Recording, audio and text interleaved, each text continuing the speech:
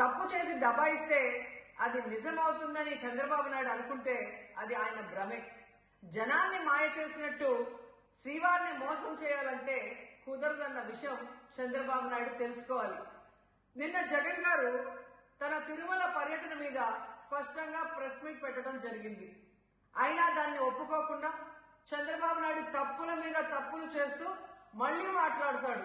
జగన్మోహన్ రెడ్డి గారు తిరుమల రావడానికి భయపడుతున్నాడు, డిక్లరేషన్ ఇవ్వబడుతుంది కాబట్టి ఎస్కేప్ అవుతున్నాడు అని చెప్పి సూటిగా చంద్రబాబు నాయుడు గారికి చెప్తున్నా. చంద్రబాబు నాయుడు జగన్ గారి దమ్ము ధైర్యం గురించి రాష్ట్ర ప్రజలందరికీ బాగా తెలుసు.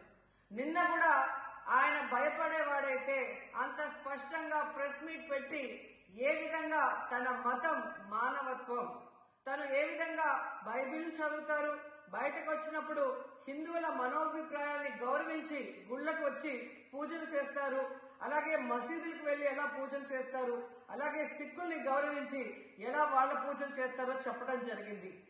ఈ రోజు మీకు క్లియర్ గా తెలుసుకోవాల్సిన విషయం, మీకు దేవుడు అంటే భయం భక్తి లేదు కాబట్టి ఏంటనేది మీకు అర్థం కాదు. కానీ ఒక భక్తుడికి దేవుడి దగ్గరికి వెళ్ళాలి అన్నప్పుడు ప్రశాంతమైన వాతావరణంలో వెళ్ళాలనుకుంటాడు, ప్రశాంతంగా భగవంతుడిని పూజించాలని అనుకుంటాడు.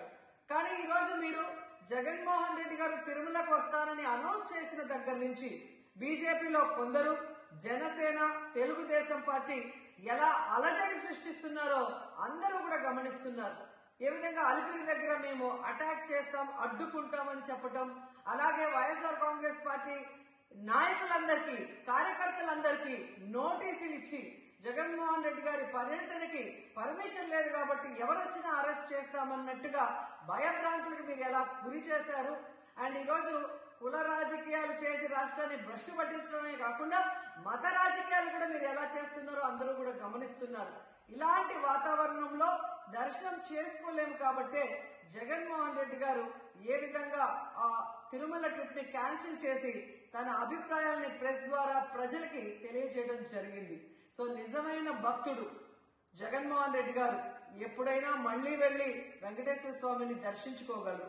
5 సంవత్సరాలు తన తండ్రి మరి ముఖ్యమంత్రిగా వెంకటేశ్వర స్వామికి పట్టు వస్త్రాలు ఇచ్చారు. జగన్మోహన్ రెడ్డి గారు 5 సంవత్సరాలు మరి పట్టు వస్త్రాలు ఇచ్చిన తర్వాత ఈ నీచమైన రాజకీయాలు చేస్తూ డిక్లరేషన్ పేరుతో మీరు మాట్లాడుతూ ఎవరు అడ్డుకున్నారు అని చెప్పి మళ్లీ దిగజారుడు రాజకీయాలు చేస్తున్నారు. సో భగవంతుడితో పెట్టుకున్న చంద్రబాబు నాయుడు నీతో పాటు ఆడిస్తే ఆడే వాళ్ళందరికీ కూడా భగవంతుడు గట్టిగా సమాధానం చెప్తాడు. హిట్ టీవీ యాప్ ని డౌన్లోడ్ చేసుకోండి. ఇందులో short news, live news, entertainment movies అన్ని అవైలబుల్ గా ఉన్నాయి. Please download hit TV app. Hit TV app ని ఫ్రీగా డౌన్లోడ్ చేసుకోండి.